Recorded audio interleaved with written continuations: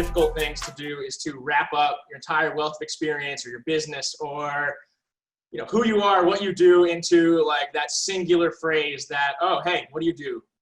Hey, what's your business? Hey, like, what is it? And I have always had a difficult time to do that. Difficult time to do that. But when thinking through, like, what is it that I really do in life and business? What is it that I want to do? What is it that, what is it I want to build a workshop about for people right now? And that is thriving, because I didn't think the messaging that was out in the world, that has been out in the world, is good enough.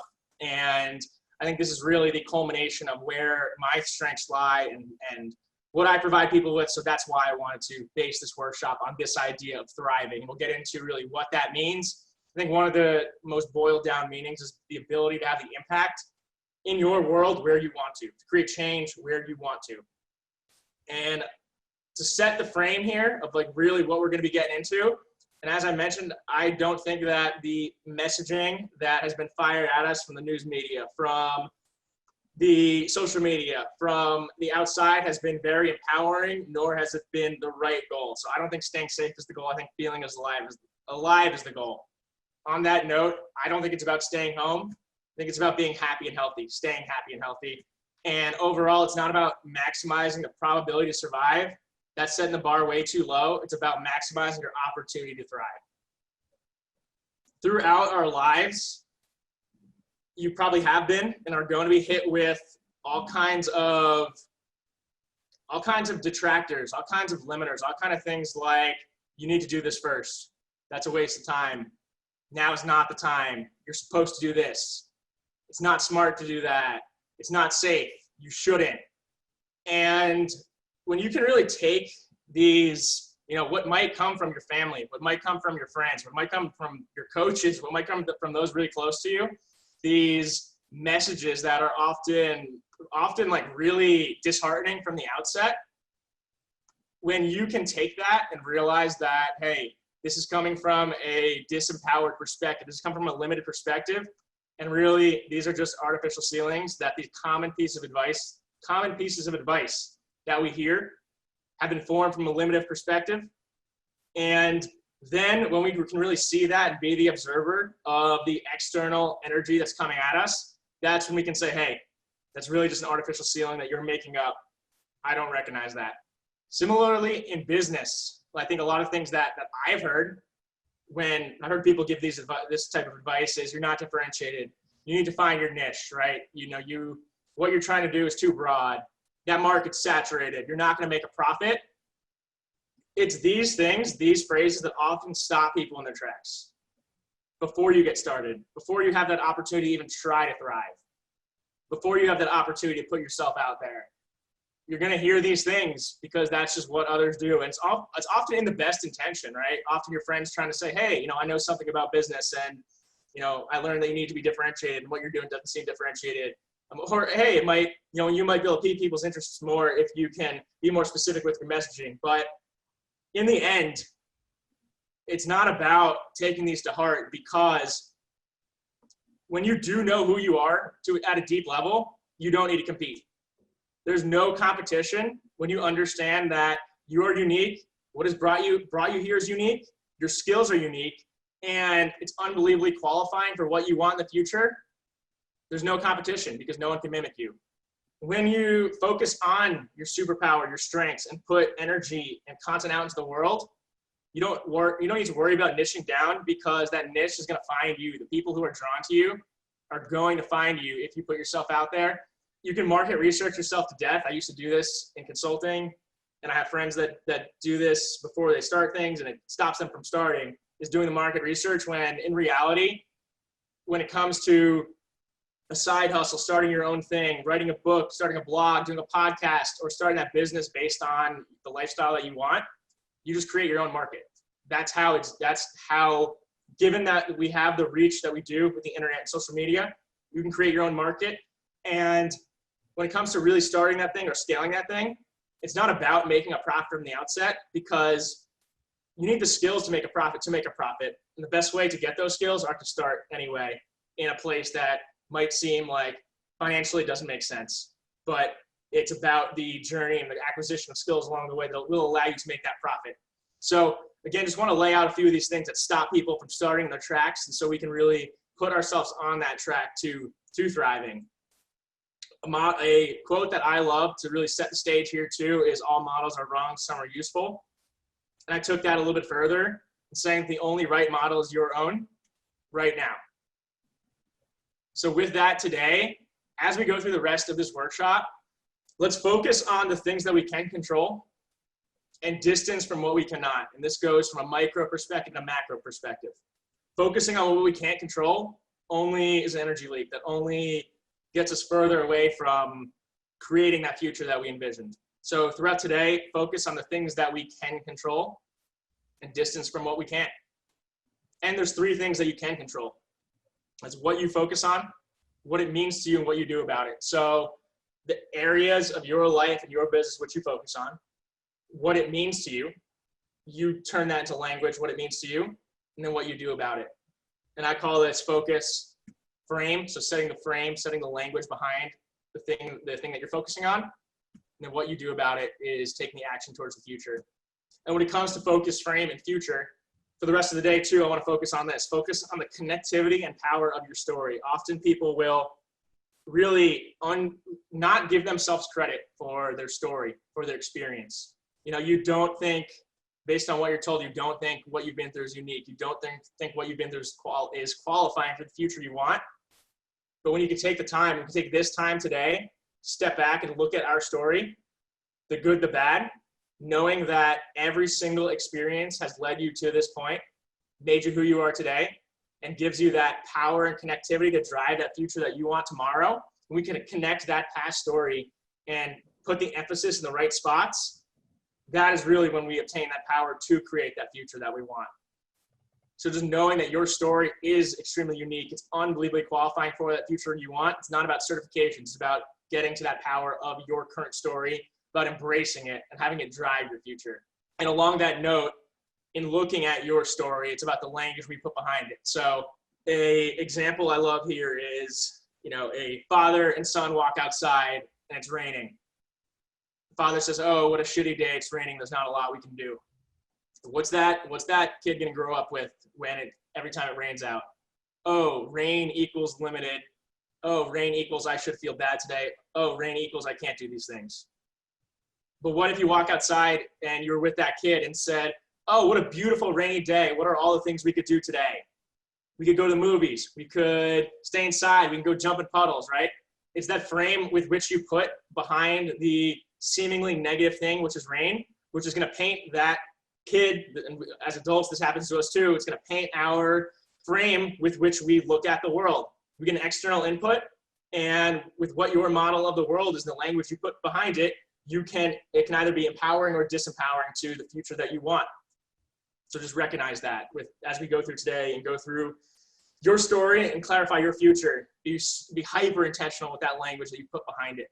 And when it comes to thinking about time, if you really want to make a change and get to that future that you want, the future is unknown, it's uncertain. And so really the only way to get there is to discontinue having our brains be a record of the past and make them a map to the future. We need to no longer spend our time living in the past, but rather enjoying the present and envisioning the future and letting it come to us in the most unexpected ways. So that is really how we create that change that we want to make and really look forward to whatever the future has in store. Boom. So the challenge for today, again, focus on the connectivity and power of your story.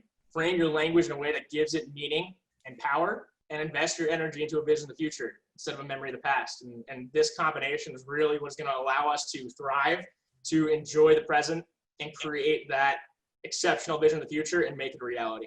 And so I want to give a bit on my story, since you guys just got to share your stories. And so my story is one of, along the way, I didn't necessarily see the connection points. I didn't necessarily see the power in it, but I think like kind of intuitively kind of learned. I always knew that if I had this super clear vision of the future and continue to take steps towards it, I continue to implement a lifestyle that would drive me there, and continue to put my priorities in order in a way where the impact of what I do today is going to compound into tomorrow. I always had an idea that I would get closer and closer to that vision. So just to run it all back real quickly, I started, I guess really not where the story starts, but where it gets interesting was in college when I joined and it was up the time to pick your major. And, I liked building things. I like science and had the sheet in front of me. It's like, oh, like bioengineering sounds cool. So I checked the box. And that's how I picked the next 4 years of what I would study and where my $200,000 would go to. From a check of the box, and I realized about 3 years in that, oh shit, this is really boring. I don't want to be in a lab, but I feel like it's too late to change. I feel like I'm boxed into a hole now. I might as well just finish it out. So that's what I did. And then I had the question, I was like, what's the next best step where I can spend time today, spend time over time to drive me that future vision of living in California, of being able to surf in the morning, of having my own company, of being able to take my superpower and serve clients with it, being able to travel and have my travel and my lifestyle contribute to my business, not pull from it. So that was the vision. And for me, it was like, all right, I like this whole business thing. I want to be an entrepreneur, so let's go into consulting. So I really, figured out how to get myself into consulting, got into a pretty good firm. And then it was like, okay, I'm here, I'm going to learn a lot, but this sucks. How am I going to get out? I also kind of had this idea where if I started to put out my message, if I started to build a personal brand around myself, then I'd be able to, the universe would come together where it would present me with an opportunity, and that's kind of what happened. And I'll get into that a bit more later. But I ended up joining a fitness startup company over in San Diego. From there, learned a lot of the skills I needed to bring on funding, to make big partnerships, to launch an online product. Eventually started my own company with a few partners. And along the way, had these learnings where I just realized that, if I keep clarifying my vision, keep having faith that I will get there and keep taking the steps along the way to get me there, that I'll be able to culminate it into something that is aligned with me. And eventually, after all these channels of energy and doing all these things, I realized that I can't have business partners. I can't sell anything that I didn't create. And I literally just have to do my own thing. And so that's where I got to now. But along the way, it was not about surviving. It was not about maximizing my certainty of being able to make money. It was about giving myself these giant opportunities that I might be able to thrive. The thing that I feared most in the world was this path. The path that almost all of my friends were taking, of moving to New York City, of getting that high income job and getting sucked into it where they work for the next promotion, go out on the weekends and just spend time making more money and drinking and making more money and getting promoted. And this path it just terrified me. And the thing about this, which I always saw happening, was that there wasn't a vision. It was more of this dream that my friends had that wasn't a reality. It was a dream, and too soon they realized that dream wasn't going to happen. And then it was just about these incremental lateral moves that just I never liked. So I chose this path instead. It was a path where, this is me trying to actually map out my path, where my vision was way higher. I thought I was going to get to my vision way sooner than I started to get there. But then I tried a lot of different things. A lot of things sucked, but a lot of things were amazing.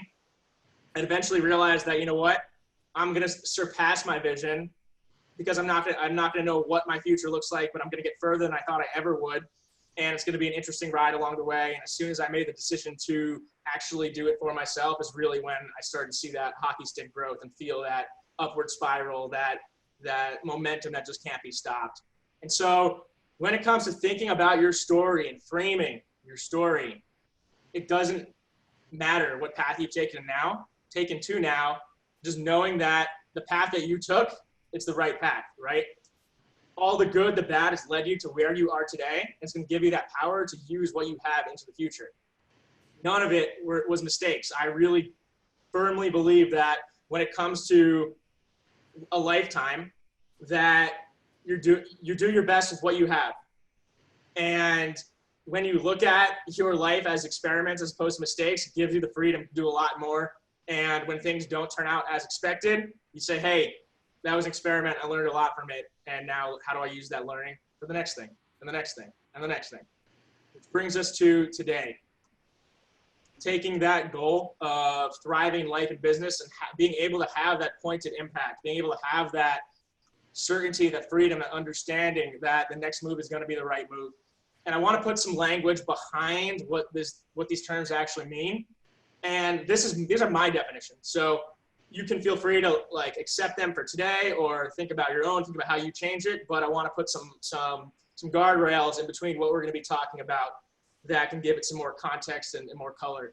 So for me, a state of thriving is actively creating my vision and having that certainty that it's going to happen, that I'm going to get there, but letting it happen in unexpected ways, letting the unexpected byproducts, the unforeseen benefits, let those be what it's really about. And then along the way, I think it's the most important thing is, for me personally, is living with vibrance, vitality, and passion. So actually, what these words do is they give me guardrails, they give me a framework where I can look at an activity, a channel, a project, and say, is this, these give me two points of reference, right? Does this thing align with the future that I want? And is it going to help me live with vibrance, vitality, and passion in the near term? And if those things don't align, then it's an easy decision for me. It's super important, and what today is for is to really be able to have that ability, take that greater ability to go from where you are to where you want to be, which that's what I call the future stacking portion, but then also flowing in the present, being able to really enjoy with whatever words mean the most to you, being able to accelerate your ability to see that future and get there, make it a reality, but in the present, thrive with vibrance, vitality, and passion. Going back to my path, that one that I drew, and looking at my coaches, looking at my most successful clients, and a lot of people that I studied, books, I wanted to boil down my own critical success factors, right? There's all kinds of books that will give you these critical success factors, but again, it's got to align with what my vision is, with what my lifestyle is, with what my priorities are, and where I want to be and what I want to feel. So I had to define these for myself. And what I saw commonly across the board with my own story and those successful around me was a relentless hunger to do more, achieve more, be more, and give more. Having a clear vision, a compelling mission to drive you to that mission, to that vision, an intentional lifestyle that contributes to that vision, a model that is continuously being improved to actually put the engine behind that mission, the mechanics that are sound and principle-based, not just tactics, having the principles to get you there, and then the marketing portion. And regardless of what your goal is, whether that be to write a book, whether it's activism in the world, whether it's crushing a freelance gig, having a successful side hustle, or scaling a company that's already formed, you're going to need marketing. You're going to need to be able to have a platform to gain trust from others, to compel them into your frame, to give them value and compel them to take an action. And so that's what I've seen. So then I took these common success factors and put it into my own model, which is what we're gonna go over today, which is the accelerated impact model, which starts with energy and emotion. So really having that foundation, not only the internal energy to drive you, to get you up every morning, to allow you to give with the most power, but also that energy to like having a force field around you so that when external inputs come at you, you're able to filter it through your energy force field. So that's what we're gonna do, Become Jedis today. Vision, having a super clear vision. We're gonna use a meditation to get super clear on what it is that we really want. Then actually put in the lifestyle priorities that we need to drive us to that vision. Having a mission that is going to get us out of bed and drive and pull us out of bed every morning. It's not about something we have to push for every day. It's about something that will pull us there. Again, having that model, that engine to keep us going, a sustainable, progressive, meaningful model. The mechanics, the oil, the wrenches, the screws that can improve that engine, and then the marketing to gain buy-in from others. Today, this is really what today is about. Today is really about that foundation, what I call the live foundation. Really gaining a new perspective on that future that you want and how you can get there. Then the next portion, which we will go over, but in less depth, is the pathway portion, actually manifesting that vision, making it real. But personally, what I found is that it's really all about the byproducts, those unexpected points of growth, the turning points, the synergies, the coherences along the way. That's what makes it all worth it. And we just got to be open to that. So we have a vision, but we release it to the universe to bring it to us in the best way that it can. But building our future is not always the way to build the future. Most of the time, it's about unblocking that future, because although we have this framework to get us there, we are our own worst enemies. The things that have gotten us this far are the same exact things that are going to hold us back from going further. We all have these self-imposed limiters that we need to remove in order to grow. When we're thinking about things to do, prioritizing, I think it's never about this or that. I think it's never about having to do this before that. I think whenever you find that you have a dynamic where you have to choose between two things, it's always better to look for option C. Look for the option that encompasses both of those options, or the option that makes those irrelevant. So I think that's a concept to take with today as you think about your priorities, is how can you leverage them, organize them in a way where they contribute to each other. On that note of thinking through, like, what do we want? What's holding us back? I think it's important to get an idea of the principles behind what humans want. And when it comes down to it, all humans want the same things. I'll tell you what I mean here. I mean, you go back, I'm sure you heard of Maslow's Hierarchy, how all humans are driven by the same things. All motivations are driven by the same things. And that's in a hierarchy, an escalating. So once you satisfy one of these, then you can move on to the next one. I think it's a useful framework. I like his quote better than his framework, but it's just to underscore something that has been recognized as like these universal human needs. I think an even more usable one is this one from Tony Robbins, is that there's 6 human needs: the need for certainty, uncertainty, significance, growth, love, and connection, and contribution. So it's, to run through those quickly, it's like all humans want to feel certain about, whether they can, knowing that they can gain pleasure and avoid pain. But then all humans also need to have variety, uncertainty. Humans want to feel significant. Humans want to feel love and connection. Humans want to keep growing, and humans want to give back. All humans want the same things. You've probably seen Maslow's Hierarchy. We don't need to go too in depth of it. The big point here is that all humans are programmed to need and want the same things. This model from Tony Robbins, I think, is even a more useful one. It's a more applicable one. The degree to which we want these things are different, and that's what causes us to act in these different ways, take different paths. And then one more that I really like is this from StoryBrand. This book, it's the need to survive, thrive, be accepted, find love, achieve an aspirational identity, and bond with the tribe. From this book, they use this in a sense of marketing, but it's really the behaviors of humans. So what this kind of shows is that all humans at the ground level want the same things. And when you can look at what the things that you want and attach the derivative root cause driver behind it, it might give you some more insight and intuition as to how, if that's actually a really important thing. And again, just to show people want the same things, but people value these needs differently. This was a model that I pulled from a conference I went to with Tony Robbins.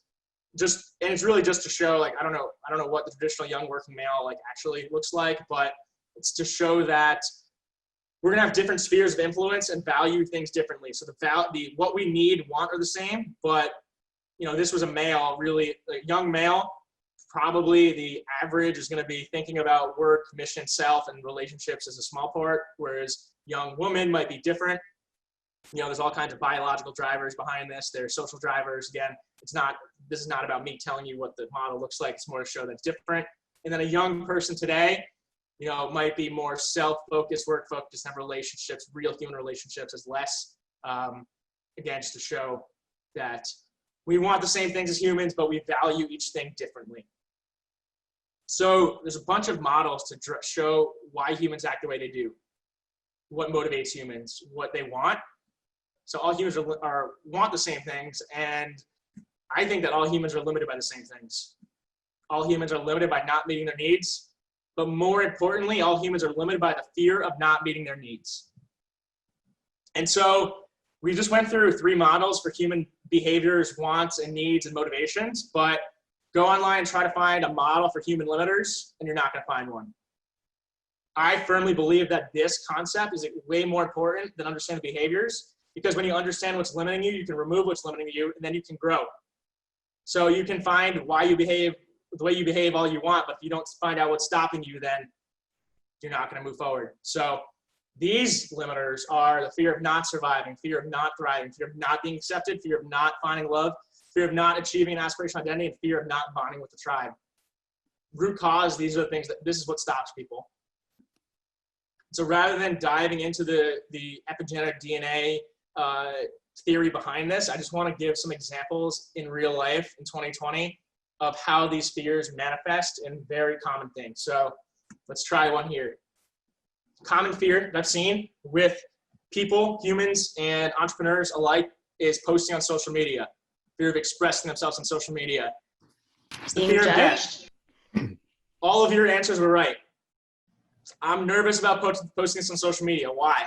Others might disagree with me. What happens when people disagree with me? Others might get angry at me. Then what happens? Oh, if others are angry at me, I might upset the tribe. If I upset the tribe, I might get ostracized by the tribe. If I'm ostracized by the tribe, that means I'll have to live alone. If I have to live alone, I won't be safe. If I'm not safe, I might get hurt. If I have to live alone, I'm not safe, I might get hurt, I'll probably die. So in 2020, if you post to Instagram, you might die. And so this is kind of a exaggeration, but it is a true example of what of the illogicalness of our brain, and how we have this 2 million-year-old DNA that's driving the way we think and feel, and we don't know how to treat these.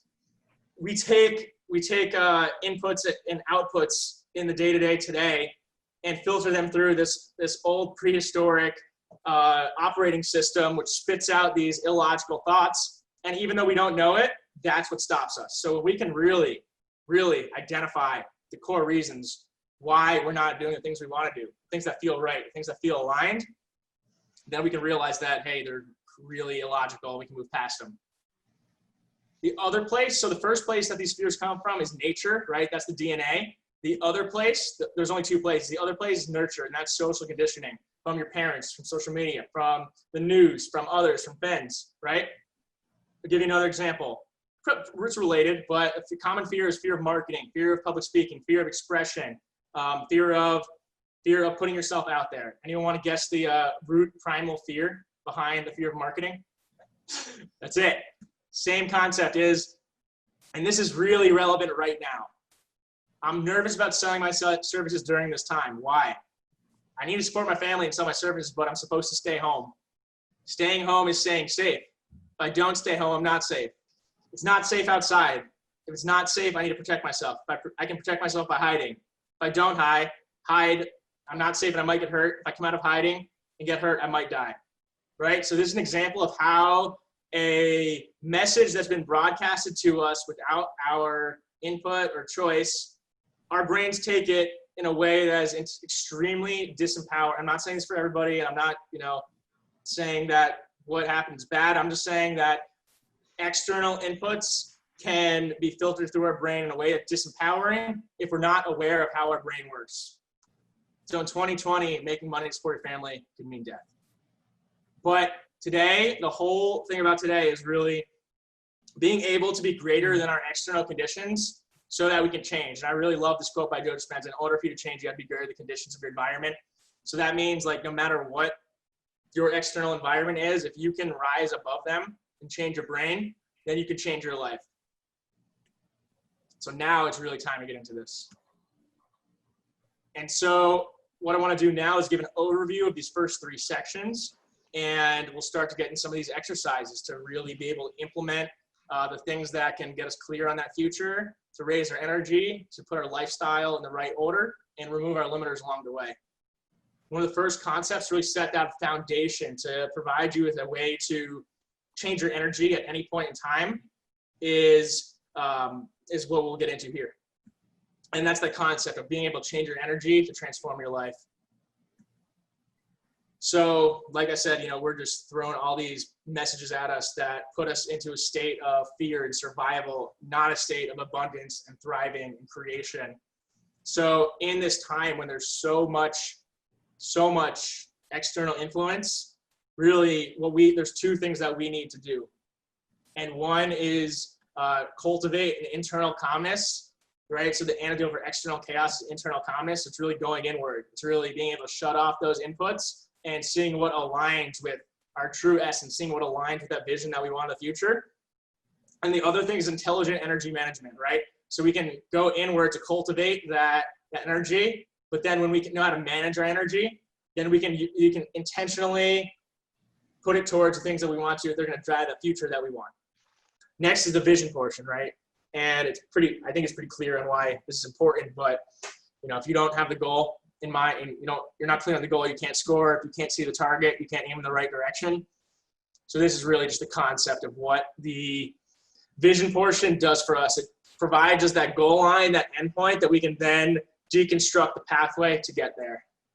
So yeah, lifestyle should support your business. When your lifestyle supports your business supports your lifestyle. Work-life balance does not exist, and I don't think it actually does, nor should it. I think that's a really limiting term that has come into society today that has led to a lot of unhappiness. Your business should facilitate an amazing life, not fund it. It's not about work and support a lifestyle. It's about lifestyle support work. I use an example here, Laird Hamilton, as one of the ultimate examples of this. So Laird Hamilton, this guy who started surfing the biggest waves in the world, this photo on the left here actually changed the face of surfing because people didn't know that waves this big existed, and people didn't know that you could surf waves this big. It's called the Millennium Wave. It was in 2000 that this was surfed. But basically, he started surfing these big waves and got a lot of media attention, and a lot of people wanted to learn the skills that he had to surf these big waves. So he started hosting retreats with his wife, Gabby Reese, and some of their friends called XPT. And in these retreats, he basically taught people about how they can have these skills to get over their fears, to breathe better, to really improve their physical performance in a way that allows them to do crazy feats like surfing giant waves. So his lifestyle led to his work. And then what does that lead to? That leads to him researching better methods to surf bigger waves. And surfing bigger waves leads him to more movies and searching for the best products to keep himself fit. And so it's this self-perpetuating lifestyle that supports work and work supports lifestyle. And I think that is really the target of where we should all aim, where we are operating in our area of passion, of purpose, of our superpower, driving us to meet the people who need us most, driving us to live the lifestyle that we want, and our lifestyle complements our work and vice versa. And so I want to take this time to assess our priorities, the things in our life that are going to drive us or hinder us from that future. So we'll need, for this part, pen, paper, and just for this part, be creative, but be decisive. We'll need some basic math skills, and I'll show you what I mean here. So take your paper and separate it into 8 columns. At the top of each column, write down these words. The first one is the priority, and you can refer back to that questionnaire that you submitted here. This is where that's coming into play. The lifestyle, when you listed out your priorities, this is where we'll be using them. So on the left side, right now, just list your top 3 to 5 priorities in any order. And we're going to do this live, but this is really a tool that you can take home and use at any point and do more comprehensively than here. I just want to really give you the concept, give you the idea, and try a couple so that you can understand it and take it back with you. So then after you have your priorities listed, those like top 3 or 5, next to that priority, I think deeper down, you have the priority, you might call it work, you might call it travel or something, but there's going to be a specific associated, there's going to be another objective. So think about if you wrote work, and this is like what I'm doing right here. This is an example for past Matt, an old me. So when I was working in corporate consulting, and what was my objective like during work? What was I working towards? What was my priority at work? And the priority was, it was like at work, it was to work for that next promotion. So see if you can take your priority and dive down 2 levels. Again, here's where you can be creative, but be decisive. Don't worry if you don't fully understand it. Just do what you think makes sense, and you'll get some value out of it. And for the next column, We're going to be ranking these next columns from 1 to 10. Completely arbitrary in your mind, where 1 is very low and 10 is very high. Creative but decisive. The next column is alignment with your vision. So the question here is to what degree does this priority drive me to my vision? And so for me, previously, corporate consulting, that was pretty high, an 8 out of 10, right? I wanted to be able to help people in their lives, specifically in business. And this priority was something that would help me learn the principles, the tools, the tactics to be able to do so. So I'm going to give that an 8. Then, what was the upside growth potential of this? So this is the part where, what is the upside growth potential? What's the upside? What's the possibility of getting close to that future, the unexpected benefits, and of this priority staying at the level that it's at? So if this priority stayed where it was, and if I stayed in corporate consulting for any longer than I was at this time, what would be the upside growth potential? And for me, that like the upside growth is pretty high. Like staying there for a bit longer, you know, did teach me these skills and things I needed to move to my next thing. Then the thing we want to rank is the downside risk, the opportunity cost. So what was the opportunity, if I stayed in corporate consulting forever, what would be the downside risk, the opportunity cost of that? And that is super high, right? We want to put a negative for this one. Super high. So if I stayed in corporate, I wouldn't have been exploring anything that I was passionate about, any of my values. So, you know, this is a 9 or a 10 for me. The downside risk, the opportunity cost of maintaining this as a priority. And this is for you right now with where you are at. Then the thrive factor. This is something I like to throw in there. Does this help me live with vibrance, vitality, and passion? No, not at all for that one. So it's 2.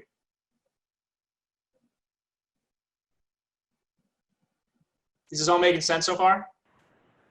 Yeah, Matt, tell us about the thrive factor one more time, please. Sure. So to what degree does this allow me to thrive in my life? So personally, to what degree does this allow me to live with vibrance, vitality, and passion? And so for me, working for my next promotion, that is very, very low. That was a really, really intense lifestyle.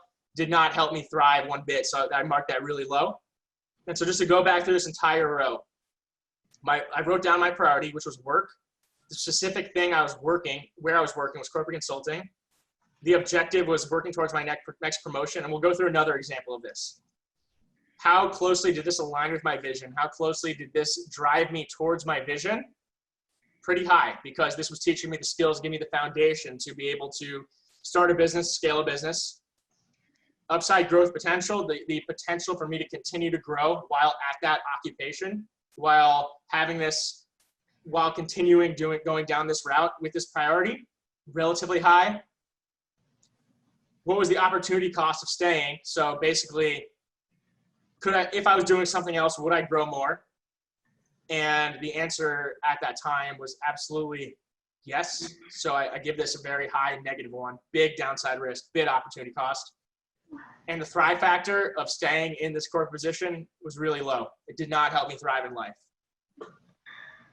So just take your priorities, and we'll go through another one. And we're going to rank yours as well. So again, at this time, this was probably me of 2016 or 17. A big priority was fitness. The specific that I wanted to work towards in fitness was a body transformation, and I wanted to be 10% body fat. That was what my objective was at the time. So, and I was working really hard at it.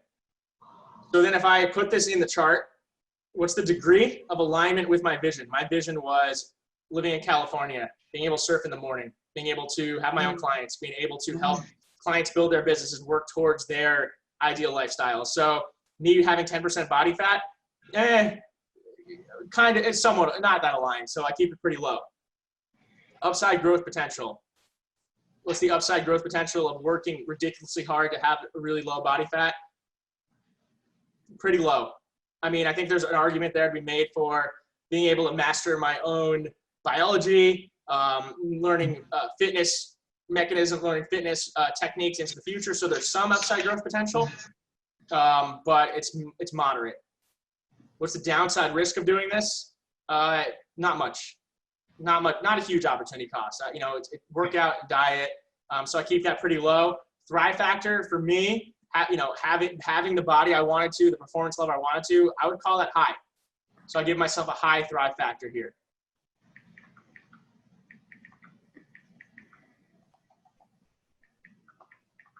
And so for the rest of your top 3 to 5 priorities, just fill out your grid and jump in with any questions if you have any. I know I went through that quickly.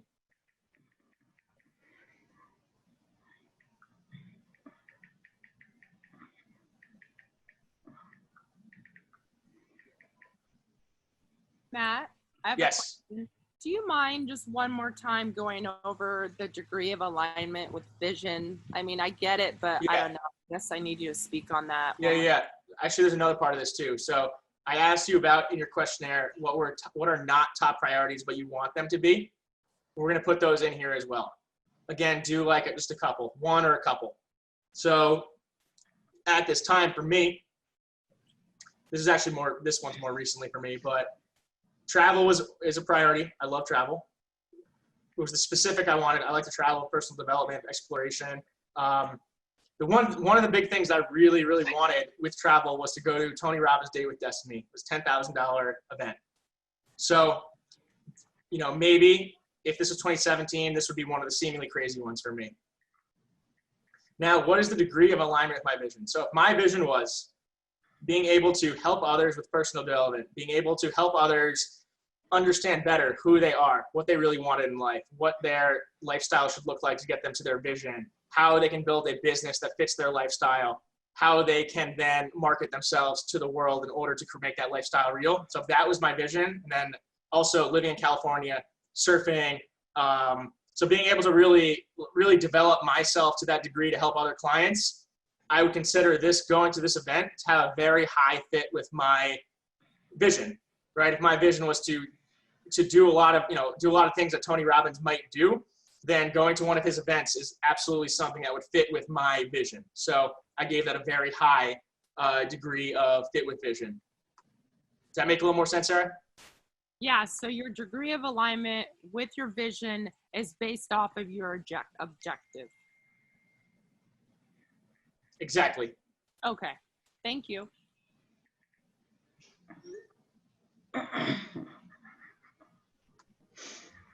Then, continuing with this example, upside growth potential. For like a 6-day event, there's a huge upside growth potential. You hear stories of people changing their lives at these events, so I would give that a really high upside growth potential. This was all from watching that I'm Not Your Guru movie. And then the downside risk and opportunity cost. So what was the downside risk of this? Pretty low. What was the opportunity cost? Just that money, $10,000, which I actually got it for half, so it wasn't that much, as much. But it's money that can be made back. So I give that a pretty low, in the scheme of life, that's a low opportunity cost. Thrive factor, me taking the time out of my life to travel to an event I want to go to for personal development, that's a 10. Yes. And then when you're complete with your entire grid, just add the numbers across the board and sum up your priority totals. The goal here is not to be able to use this tool to make the perfect order objectively, but rather to see if there's anything that's completely misaligned, to see if there's anything that pops out of the woodwork as, wow, that's something I really should do. So for me, based off this priority list, this event would be something that I maybe before seemed crazy, but when I looked at it objectively with my vision, with what the growth potential is, the downside risk, that maybe, just maybe, this was actually something that I should put way higher on my priority list. As you go through yours, the rule of thumb here is look for the 10% changes that give the 10x of the result. So not really worrying about the ones that are close, but is there anything that from this exercise has bubbled to the top as a priority that is no longer priority, a priority that is now a major priority, or a previous dream or an unreasonable goal that now you want to commit to make happen based on the objective measures of your fit with the vision, the upside growth potential, and the downside risk, as well as the thrive factor. I'm going to boil this down to one line of this calculator. Basically, if this is a lot, this is good, and it's a good objective measure for you to align your priorities. But if you go about your life thinking, ready, I'm going to go do something, I'm going to go do something else. Is this priority contributing to my vision of exceptional future? Is it, or is it not? I think that right there is a really good rule of thumb for you to be able to take this entire concept and boil it down into a day-to-day tool that you can use. So when you get clear on your vision, you can then align your day-to-day, week-to-week, month-to-month to drive you there. So that's where we're at. We just rapidly rocketed through, get our energy and emotions in a place where we feel abundant and creative and ready to create that future. We got clear on that future, and we know how to now align our lifestyle to get us there. So now is the missing part is this path part. And one quote when it comes to path is that I pulled from Tim Ferriss, and I really love this concept, is that most people wake up every morning, the task list of 1,000 things to do. They go through the day-to-day to try to knock all these things over.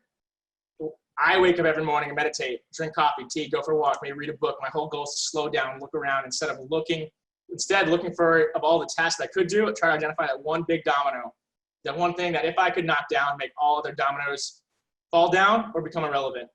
So I really, just recently this year, have taken this to heart. I used to wake up every morning, start grinding, start checking off my to-do list. But now when I realize that it's not about building, it's about unblocking, that the antidote to external chaos, internal calmness, I go about my morning and my day, my weeks extremely intentionally. So maybe that is waking up, making a bulletproof coffee, getting back in bed and journaling. Maybe it's jumping in my sauna and giving me an hour. No matter what, I'm not on my phone for 30 minutes. I will not touch besides looking at the time, I have it on airplane mode all night. Won't touch my phone for 30 minutes, not letting the world in. I'm going to spend my morning intentionally. Sometimes that actually might be just getting to work, but it's intentional. And so from a micro perspective, identifying that one big domino and intentionally taking that into your day-to-day, or even something too, if you don't have that domino, give yourself space to find it. So maybe on a Tuesday morning, if I wake up and had a rough Monday and don't know what my big domino is, this took a lot of effort to actually start to implement my life, but it's been one of the biggest things to change it, is going to the beach on that Tuesday morning and spending 3 hours from 9 to noon doing nothing, but letting my mind wander free to figure out what that big domino is and being okay with not figuring it out. So from micro perspective, it's a really good way to identify what the path should be to getting to that future once you have the energy, the vision, and the lifestyle in check. And so I go back to take this concept and go back to my path of and some of my big dominoes. So, I talked to you a lot about them before, but one of the big concepts about the big dominoes and about figuring out your path is that it's going to be extremely specific to you. And sometimes the world might not understand it. Sometimes the things that intuitively, when you do cultivate that awareness of what you want and how to get there, it's not going to align with what the world is demanding from you. And when you can just cultivate that internal intuition and clarity in your vision and keep taking steps to get there, you're going to be able to connect up your story into a cohesive one. So I want to talk about some of the lesser known but most impactful things in my life that have helped me create this path, and none of them had great opportunity written on it. So that's great opportunities never have great opportunity written on the subject line. The first one was this was 2014, when I graduated from my bioengineering internship, was totally distraught with my major, spent 4 years doing engineering and didn't want anything to do with engineering. So I ended up getting into the grad school I wanted to get into. So I had the summer to do what I want. The world would have told me to do an internship. go to corporate, figure out, get some experience. But I wanted to spend that summer enjoying myself, exploring, traveling. One part of my vision after I read the 4-Hour Workweek from Tim Ferriss actually was living on a Caribbean island for an extended period of time and doing, just exploring. So that's what I wanted doing that summer. So I did a scuba dive master internship instead. And it was the best summer of my life. I dove 60 days in a row, became a professional scuba diver, and it was just all out exploration, adventure. It was the dream. The most amazing thing to come from it, the unexpected byproduct, was that this experience, when I went into my consulting interviews the next year, I had about 65 of them. And these were interviews for like the top tier consulting firms, the firms that get hundreds of thousands of applications, and they interview 1% and they accept 1% of those. Every single interviewer out of my 60 to 100 interviews asked me about my diving experience. They all looked through my resume and saw at the bottom like, oh, entire summer scuba diving, professional scuba diver, tell me about that. And so from there, I got to dive into this glorious summer of an experience that left a mark on their minds and differentiated me in their minds. And I really I look at that as one of the key factors that allowed me to get this job. So by following my intuition and doing something according to my vision, it led me to the next step, which I never could have expected. From there, going into consulting, the entire time in consulting, trying to figure out how do I get out of consulting. One of the ways that I knew and thought might just work is starting a blog. And just from starting that blog and putting myself out into the world, I had a friend who was running a seminar for his entire company, Genentech, not his company, but his company he worked for training for salespeople, corporate wellness training for salespeople. Guess what? I just started a blog on how to stay fit, healthy within the confines of corporate work week. So he asked me if I would be the speaker. I was not nearly qualified, but said sure, of course, and made $4,000 in 2 hours with a professional speaking gig. And it's like what? Like, how is that even possible? Just from like launching the blog that felt right in my intuition, taking that next step towards my vision and having it come to me in the most unexpected way. Boom, that happened. That blog eventually led me to Brandex, which is the company I joined. At Brandex, I met my first consulting client, Chet. At Brandex is also where I learned how to launch online products, how to scale coaching businesses. Then I got connected with my co-founders of my next company. And all in all, basically like the entire time of trying to get super clear on my vision, take steps to get there, orient my priorities to get there, and get really clear on like what it is that I did. Like it finally led me to my thing that I do now, getting clear on that superpower, clear on my story, trying to add power back into the story, figuring out who it was that I worked with best. With all these experiences, I worked with different types of people doing different things. So the entire time I'm trying to figure out like what type of person do I work with best, and how can I package all of this up together into a singular program that allows me to express what I do best for the person who needs that most, so we can create the most mutual benefit and help. And that's really like, how can I help people to get to their vision while getting to my vision? Is like the exact, like the culmination of everything. And so it's that central point of like being able to pull together all the theory that I learned from corporate strategy, all the principles from coaching, the methods that I had gone back and forth trying on my own, and then the training tools, the specific trainings, the energy trainings, the corporate trainings, as well as these specific mechanisms. Like how can I all pull this together into a program? And so that's exactly what I did. Like my path took me to bring it all together into this singular program, which is my Impact Accelerator, the 90-day program, strategy and implementation program to help you go from where you are to where you want to be and implement that and make it a reality. So that's the convergence of my story, like creating that bridge from where I was to where I want to be, and now how I help others go from where they are to where they want to be. And these are the core elements of the accelerator as well. It's being able to understand, connect who you are, what you do best with your story, like adding power and connectivity to that story, as well as understanding who you serve best, who are your ideal clients, and how can you package this up into a mechanism, a platform that provides you with impact, ongoing compounding impact into the future. And we went through this before, but here's a little bit more specific about how the accelerated impact model leads to the accelerated impact method. And that is, starting with plugging those energy leaks, being able to channel the energy that we've talked about before towards the experiences, towards the things that are going to drive your future, having that super clear vision of what you really want, building a lifestyle to get you there. Then what we did not fully discuss yet is this top part, which we'll get into now. It's creating your why. Everyone tells you to start with why.